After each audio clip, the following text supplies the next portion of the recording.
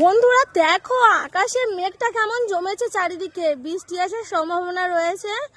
আর দেখো চারিদিকে মেঘটা কি অবস্থা।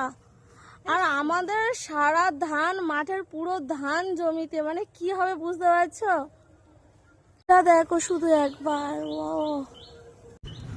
আর আকাশটা কি সুন্দর লাগছে।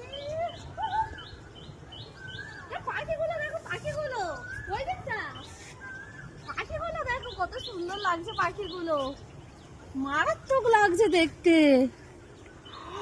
পুরো কালবৈশাখীর মতো অন্ধকার হয়ে এসছে।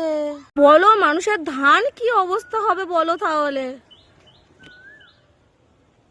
এরকমই যদি মেঘলা হয়ে যায়, পিছনের আকাশটা শুধু একবার দেখো, অন্ধকার করে এসছে পুরো চারিদিকে অন্ধকার।